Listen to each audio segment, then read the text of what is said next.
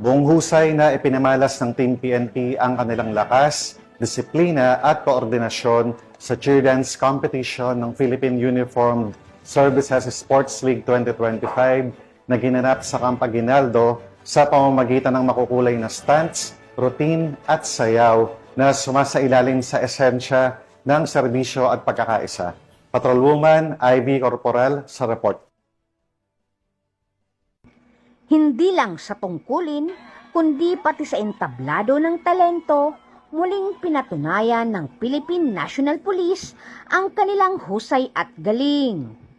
Ganito umarangkada ang PNP sa cheer dance competition ng Philippine Uniform Service Sport League 2025 na ginanap nitong Setyembre 16 taong kasalukuyan sa Camp General Emilio Aguinaldo, Quezon City, kung saan naiuwi nila ang karangalan ng first runner-up.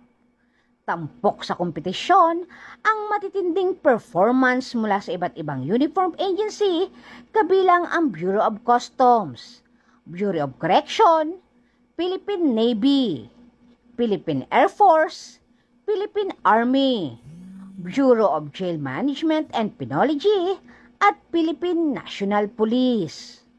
Sa kanilang pagtatanghal, ipinamalas ng PNP ang kakaibang energy, disiplina at teamwork na umani ng palakpakan mula sa manonood at nagbigay daan upang maiuwi ang kanilang ikalawang pinakamataas na pangarangal.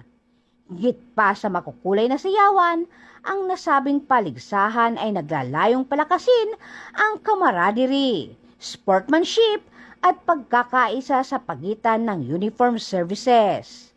Para sa PNP, ang pagkilalang ito ay patunay na hindi lamang sila naglilingkod para sa kapayapaan, kundi may angking talento rin na ipagmamalaki sa ralangan ng sining at palakasan.